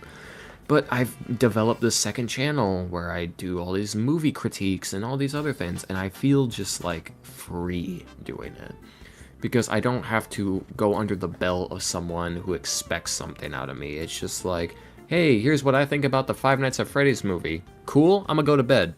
And that's it. It's a really weird thing, but I want to expand my ASMR channel. I want to keep doing what I've done before, but not lately, just how I did it originally. Like, just completely block all communications, block content, and do ASMR. And then outside, I do my voice acting and whatever I do on my second channel, and just completely separate it. Because I want those two to have nothing to do with each other. So for that second channel, let's give it a plug. What is the name on the second channel? It is just NightTime, which I will probably change because that's going to be hard to find. If you go to my channel and scroll down it is there. Well, yeah, it is a bit difficult to just do in YouTube search. Which is stupid, but we'll get there. Oh, wait. Let me look by yours now. I have audios. And then if you go to my channel and scroll down, it should be there. You don't have any video that's going to autoplay. You do. There it goes. Do you have a video that you think really deserves like more views? You talked about the shipwreck one. Is that the one that like will always be in your heart as the one that kind of got away from? No, because I watched a really bad movie that day, and then I made the audio because I was just like, man, that movie sucked. I'm gonna make that into an audio. There's so many audios that I've done that I've been like, I think the Miguel O'Hara one would be really cool if that one did really well. I did a Vecna from Stranger Things one. It wasn't like an ASMR video, it was just straight up voice acting, and I was so happy with it. As contradicting as it is, the daddy issues one, I really think, like, as heartbreaking as it is that it was truly me, I think that kind of adds to it that, like, the whole reason I do this, and the whole reason I will forever do this, is that I want people to know that life is full of ups and downs. You're gonna be happy, you're gonna be sad, and at the end of the day, if you need someone to be there for you, someone will be. And that's exactly why I created my channel, because when I was down in the dumps, other girlfriend ASMRs were there for me. So having a video so real and so raw and so literal, it kind of just like, it grows and falls on top of itself, because it shows like, I'm human, I need comfort, and so do you. It's so weird. I genuinely just like, I think that video, if more people saw it, it would make them feel so many emotions. They would get upset, they would feel for me, they would feel about their own lives, and they would take a look at themselves and think like, wow, this is something that we all experience. This is something that we all do. And as a comfort ASMRist, that's what I want. I want the viewers to think about their lives. I want the viewers to think about their emotions and who they are as people. The lives they go through do not defend who they are. It's who they make themselves out to be. And that's what my channel is supposed to represent. It's the brand I've always had. It's a brand I will always will continue. Bars. But, quick question. How come that isn't the video that pops up when I go to your channel? Because the gaming channel is the most fun channel I've had since I started doing No, ASMR. I'm talking about your, so I when I was looking up the link to your channel, right, I saw something about a werewolf. Oh, yeah. No, that video was like popping off, and I was like, I'm just gonna make that my opener, because I don't really like, for a long time I had the boyfriend makes you flinch one, because like, obviously. Oh my god. Okay, wait, hold on a second. Now that you mention it, how far away am I from being able to look that up? Over here. Scoop back. Okay, what would be that? Okay, makes you flinch. I'm gonna see if I can find the very first one. Is this the boyfriend accidentally makes you flinch? It should be, yeah. It should be my most popular video. Most popular video. Wait. So I have one here that's, oh my god, I have it all the way through too. 437,000 views. Boyfriend makes you flinch. Kisses. Abuse, comfort, argument. So there's kisses on top of that. Look at that. All right. It came back to haunt me. And Who knew how well that video could have done if I learned how to kiss? So yeah, I think when I was doing research, because I do this from time to time, I try to see like what other people are doing for the argument stuff. Like I have this one play, like there's like the red bar on mine. Like I've played it all the way through, and I was like, where did he find this this script? Now what I know, that is just like all improv. It's very it's very interesting. I didn't like listen to it because I'm dumb like that. I just no, I don't. I honestly, when I collab with other creators, I don't expect, like, I listened to the collab we did because you know, I wanted to know your content style, how you do things, however it works. But like, I've collabed with other people in the past, and I go in completely blind. They're like, wow, it's so good to meet you, and like, you know, your content is this and that. And I'm like, yeah, you do ASMR. And it's not like a thing of like it's against the person. Like I research the person personally, like I get to know them, but I'm not gonna know who you are based off your most popular video. I'm just gonna know the person you became for that video, you know? Yeah. Well, okay. So this is going to be a little bit of personal indulgence because you slid into my DMs. What was it, like 2 weeks ago? Right? I did. Yeah. You made a tweet. You made a tweet saying something along the lines of looking for content creators to collab with. And at that rate, I was going through my personal stuff per usual, and I was like, you know, that's something I never did. You are one of 3. Your ASMR video was my first ASMR collab video. I've never done one before that. No way. So I've done collab streams with other creators, but I've never done a video with another person. It has only ever been me. So that was kind of my mindset of like, this guy's looking for some people on a podcast. I've always wanted to like talk to another person that does what I do but different, so we could like connect on that. And like you were like, yeah, we could do a ASMR video, and I was like, you know what, cool.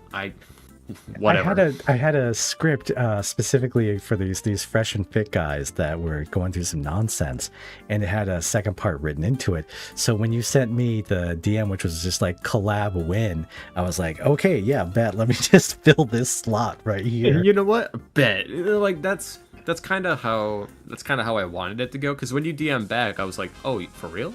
Because I've done that all the time on Twitter, where people are like looking for people to play Fortnite or Overwatch with, and I'm like, sign me up, and then like I forget about it completely. So when you DM me, I was like, oh, well, I might as well while we're here. But well, that's definitely my next goal. You did a great job as Manny. I try. I'm really happy that I left all those takes in, because usually for my voice acting career, which again, like I said, I keep completely separate, but I do it on my second channel, I will straight up just delete takes and try it completely all over again.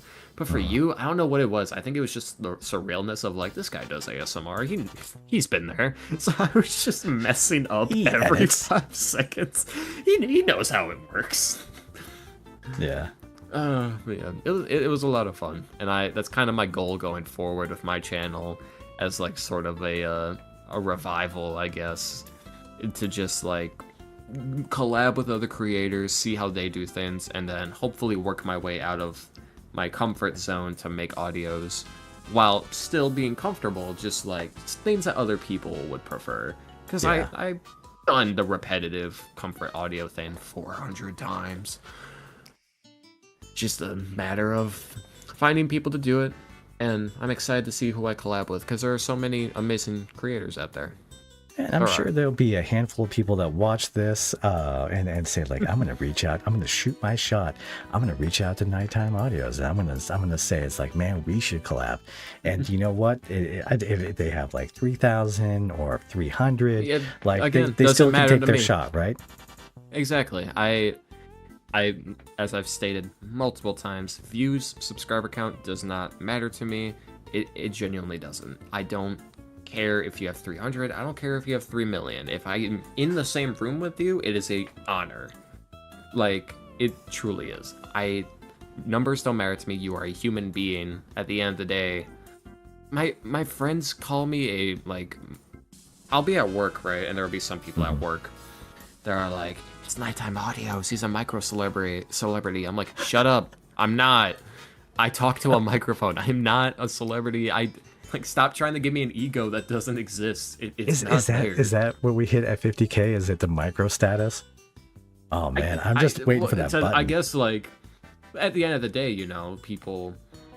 It's like I said, we fill a stadium full of people. Like if we put all of our viewers in one room, COVID-20 would happen. Like it's insane. Like, have you ever run the numbers on lifetime hours? No, what's that? Okay, so one of the stats you get, like when you go to the analytics page, is how many watch hours you get, right? But you can then sort that by lifetime. and it will tell you how many lifetime hours you have for like the channel, right? And then you start breaking that down by like days, years, and then you figure out like how many like collective years in the human zeitgeist like you have, that people have spent listening to you. Oh, that's so weird. Yeah, I was wondering if you'd ever run those numbers before. Angry Boyfriend makes you flinch. 32,000 hours watched. Who in here? Show yourself. Who watched that video for 32,000? I know it's not one person. It's not one person. It is over a vast majority of people. But then you like that's, you're talking, it's the years category, right? Like, do you know how many hours are in a year? I do not, but I'm sure it's like 60 something. 8,760. Yeah. It was in there. I knew it. Yeah.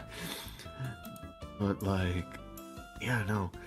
That I wonder if you could explain to me what this is. What is the how many times your video thumbnail were shown to viewers? That's what impressions is. Okay, because that little that moniker always annoys the hell out of me. The impressions or the click-through rate?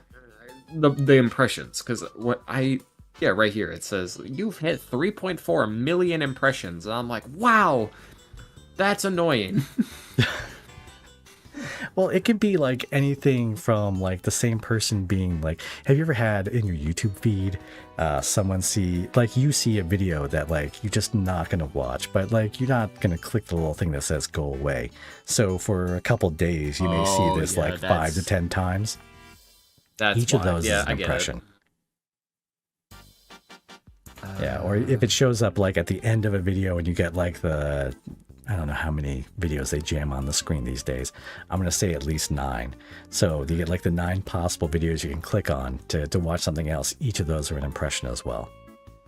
Yeah, like I do all the time look at, I don't care about the view count, but I will look at like analytics and be like, what video do people need right now?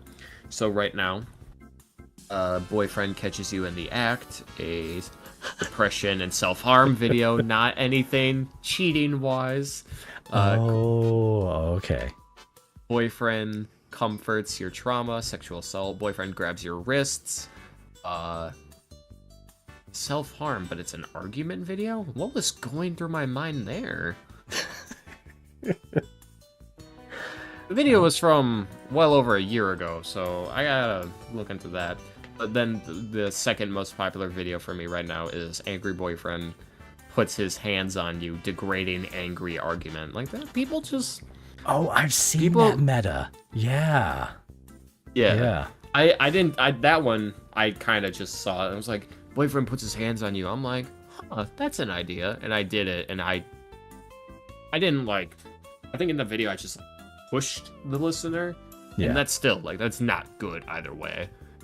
Well, yeah, I mean, it's like one of those entertainment kind of things. I personally... No, yeah, that's something I definitely, like, it's inspiring for you to talk about, because, like, genuinely, like, Comfort ASMR goes so far, and if I ever get burnt out on that, I should, like, feel obligated to, like, have fun with it and do something new and creative with it, instead of, like, oh, what video can I rehash today? That's definitely something I should look into.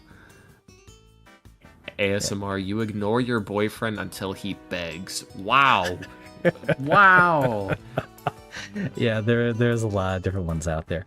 Oh, here is... That one's mine. That's what I'm saying. Oh, wow, really? Like a begging... Oh, you know what?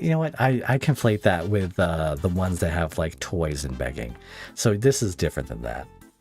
Okay, yeah, no, I think mine was just like, you ignore your boyfriend till he begs. Like, you ignore your boyfriend who's needy until he's, like, groveling. And then right under, best friend sneaks under the covers with you. Girlfriend wakes up from coma. Ooh. Waking up from the coma, that's a good one. That is a good one. One of the first ones I did, and it did really well. I wonder if I was one of the first couple people who did this. One where the listener faints. You mentioned it earlier with your Ferris wheel idea. I did this February 2nd, 2022, a month after I started, and it is one of my best videos.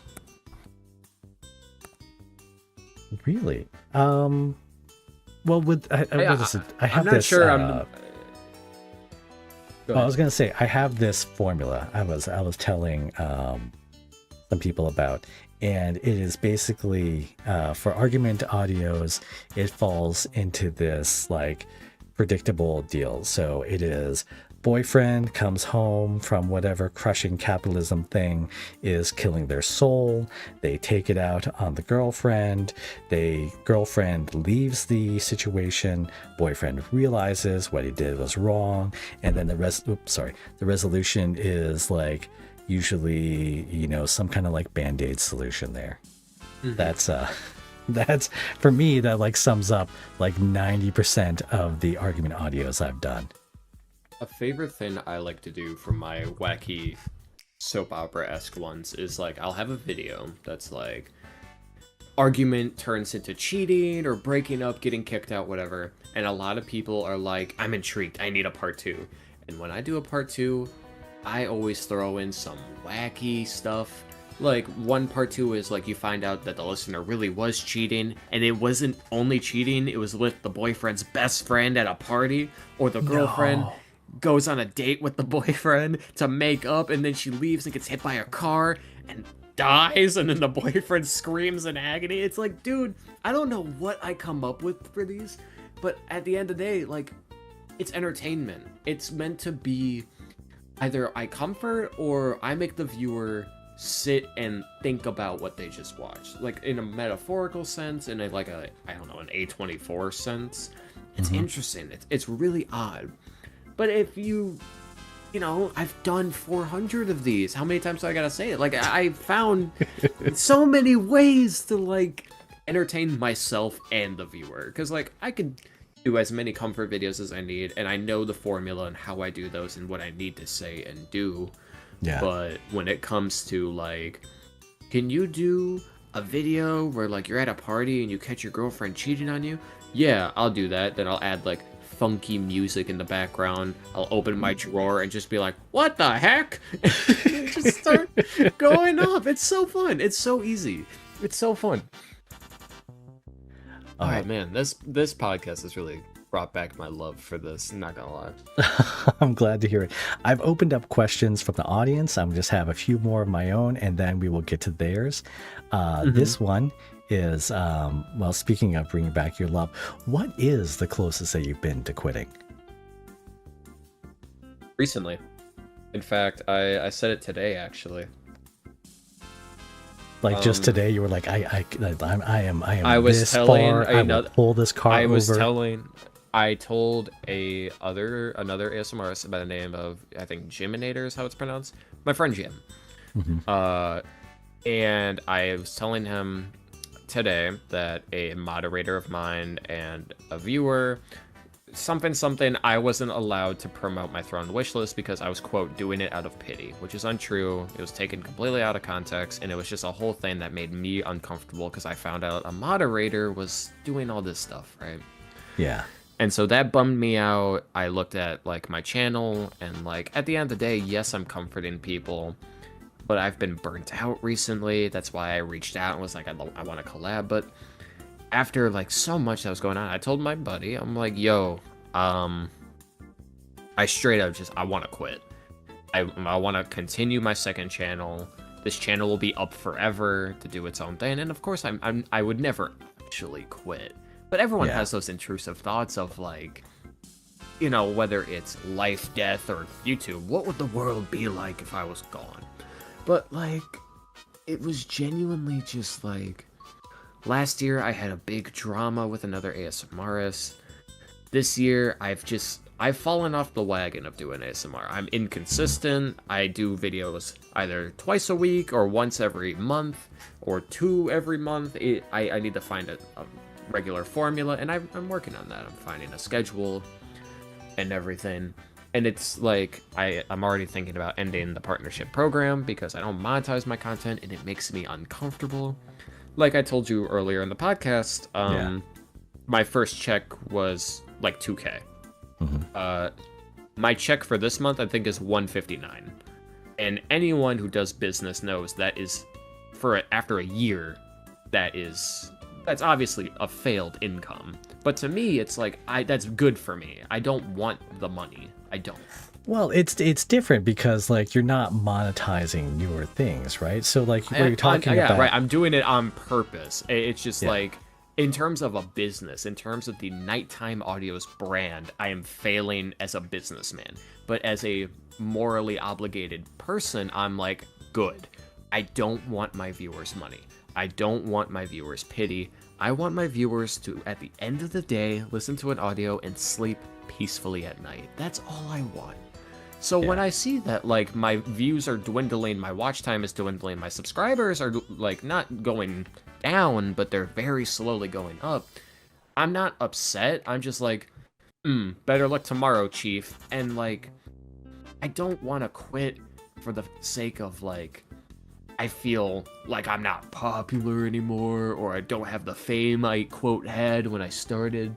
Mm-hmm. But, like, you try having such a huge blow up, right? You do something you think would work, and it does, and it works extremely well, and it does for a year, and then out of nowhere, it stops at a halt and starts going down. You immediately start blaming yourself, what you're doing, and it's a whole mental process. And that's just been something I've had to work on. And I would never blame my viewers for it. I would never blame myself. It's just a matter of definitely having to step away for a bit, which I have. Like I said, I've been inconsistent with my ASMR, but how many are there? All right, I'm pretty sure the live studio audience at this point can tell you. It's how many ASMR artists are there? No, how many ASMRs I've made. Oh yeah. Have you thought about running a poll on your community tab? Just I have finding out from the viewers at large, because like Discord and X and like different social medias are a different breed of viewers, generally more engaged, but like not always the best barometer of how everyone feels on your channel. Not even commenters themselves, like that is an extra step of engagement over just like clicking a poll, because people love polls, but just like gauging how people feel about it. And that's ironically, that's what I've been doing for my second channel. I've been doing that a lot for like, which horror movie should I analyze next? And it's like FNAF or Megan or whatever. And I've been doing that a lot on my second channel.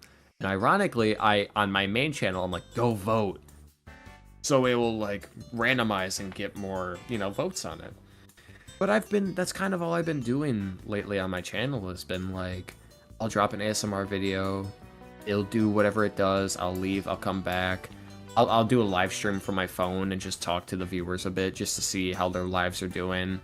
And then on those live streams, I'll talk about my life, which, again, I regret doing, but I think at the end of the day, like, I need someone to talk to, Yeah. And if I have people willing to listen, why wouldn't I do that, It's not, I'm not trying to make them my therapist, but at the end of the day, it's like, these people care about me, and they came to the stream to watch me. They didn't expect a audio. So the sheer fact that they're listening to me and listening to what I have to say is heartwarming enough, and that's all I need. It's just such a weird thing for me, and it's not like I hate doing ASMR. I don't. I love doing it, and it will forever be for the reason I've said multiple times. It's just like the mental health aspect of burnout, doing the same thing over and over again, making a thumbnail that isn't like clickable, not doing an audio that's sexual or abusive or trendy, or just trying to do my own thing to look out for the people that need it. It's very hard for a comfort content creator. So yeah, many times I've had that like mental health snap of like, I'm just gonna quit. I'm just gonna be a baby and quit. But like, I never will, because I know there are people who I would never, I can't do that. Yeah, definitely. But it's a weird thing. All right, so our wait, what was it? There's one other question that was on the tip of my tongue. I can't think of it right now. So we're gonna go over to Sensory VA Audios asks about your voice acting in particular. Do you have any accents that you use during voice acting? So I've found that my range can be very interesting. I haven't done, maybe I've done I think 3 roles with a southern drawl. I am in a ton of FNAF VHS tapes, which is really cool. I just got cast in a game called Maggie Mania. I play Chauncey. Congratulations. Thank you. I play Chauncey the pig. It's like a FNAF clone. I don't even remember the voice I gave him because it was so long ago. But I think I gave him a voice like this, and he has like a weird, funny, whatever the hell draw. And it's like, you have that. I just got cast as Foxy the Pirate in a big YouTuber's thing called The Restless, and I'm super excited for that. And I am so excited to do whatever voice I do for Foxy. I really have no idea what I'm doing with that yet. That does sound close to Patches the Pirate from SpongeBob right there. And that's maybe what I want, because Patchy the Pirate would be a great FNAF animatronic. Yeah. If they gave him the chance. If only. If only he got sprint locked, on God. All right. Let's see here. Something's about Riz.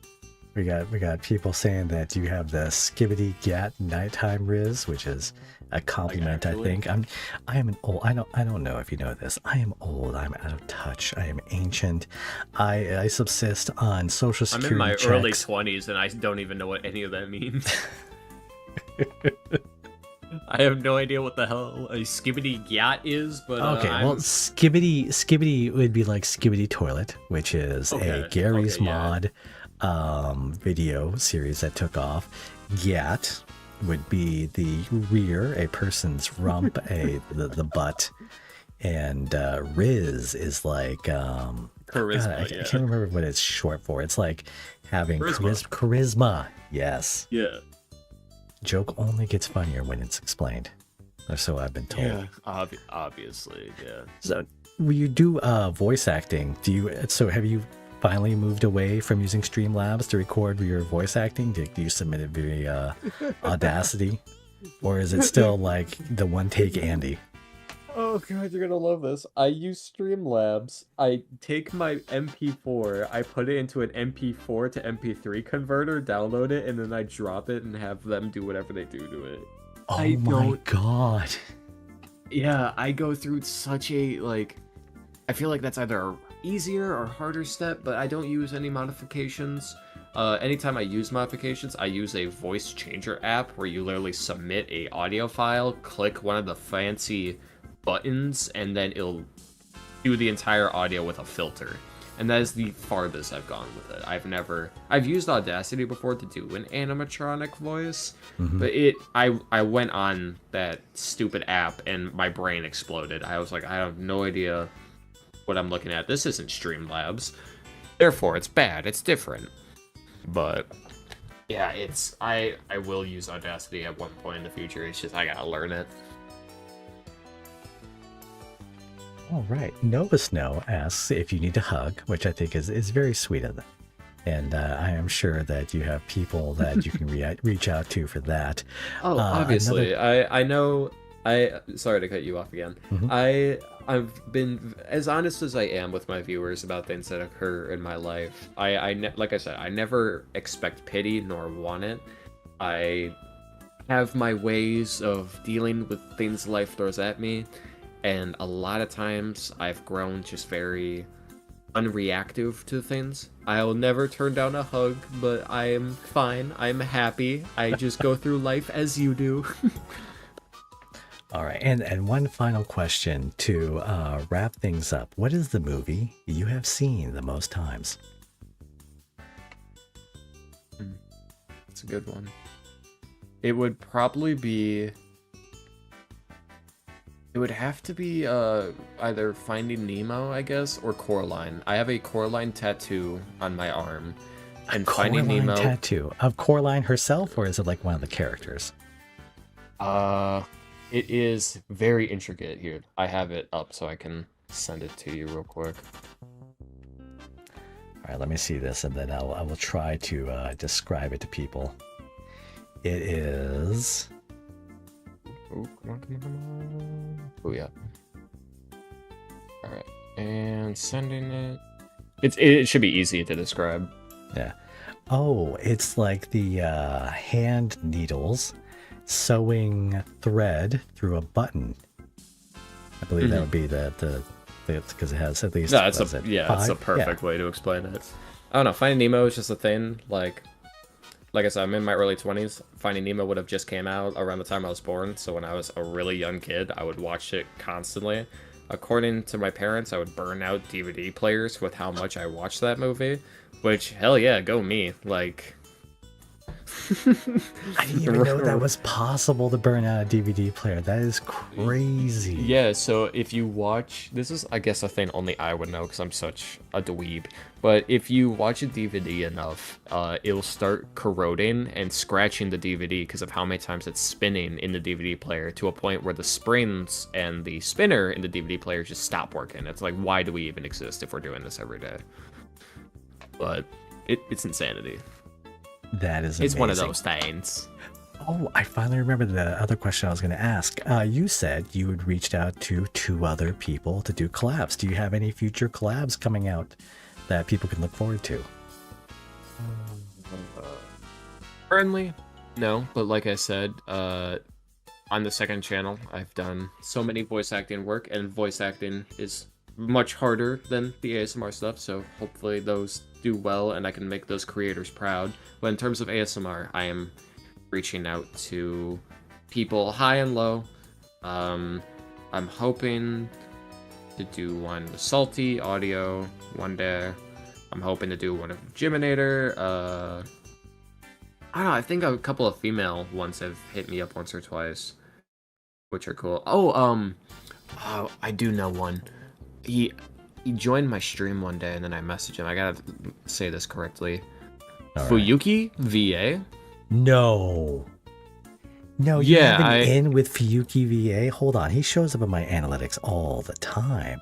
He showed up on my stream one day and, like, said some random thing, and I was like, yo, you're dope, we should collab. And I had no idea who he was, because I don't check my analytics.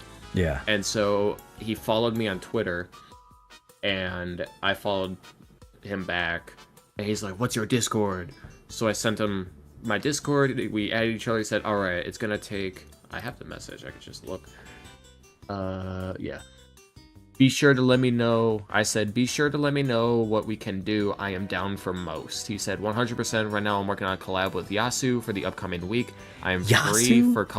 This guy has all the connections. Oh my god. I am all free for collabs next month at the moment.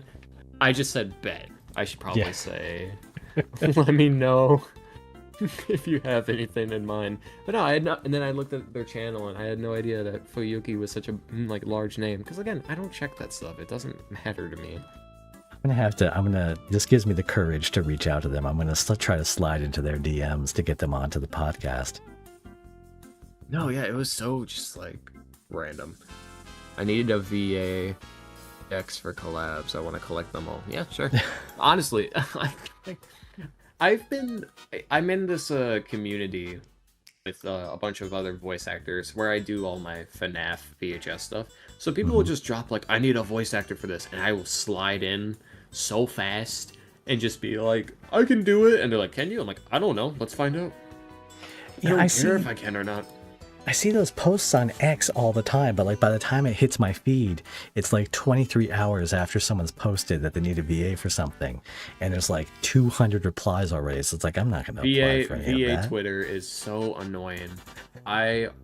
It sucks. It genuinely does, because I'm over here like, I want a VA in like a comic dub or a show or a video game or whatever, and so I'll look up casting call voice actor, go to the most latest thing.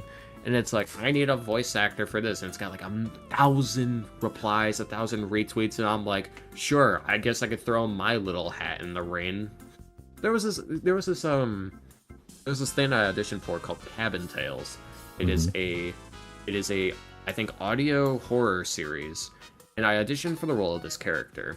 And I was really proud of it, worked really hard on it. And I was like, I hope I get it. 2 weeks later, they come out. Nick Wolfhard, Finn Wolfhard's brother, gets the role. I'm like, how am I supposed to compete with that? Like, how am I, ASMR YouTuber Nighttime Audio, supposed to compete with Finn Wolfhard's brother? That's not fair. I'm gonna be honest. I thought that was like a nepotism thing. I don't know that name. Who is Finn Wolfhard? Finn Wolfhard is one of the kids in Stranger Things. So he, so he full on is just like, he's in everything. He's in Ghostbusters. He's in It. He's in Stranger Things. Is he the goofy looking one with brown hair? No, he's the really long, curly black hair one. Okay. He's the one that, I don't know how far you are in Stranger Things. He's the one that like loves 11. Oh yeah. I've seen like the first, I think I've seen the first 2 seasons, and after that, they started releasing like half seasons, and I was like, don't toy with my heart, Netflix. I don't want to wait. And then at that point, I just stopped watching. No, for real, it's annoying. Shows need to stop with that, but you get the gist. Yeah. All right. Well, thank you very much for coming on to this inaugural episode. This was amazing. I'm really glad I got to speak my voice, and that makes me happy. All right. And I'm going to be closing out this call. Thank you very much. Hold on here. And you have a great night. All right. You as well. Thank you. Bye.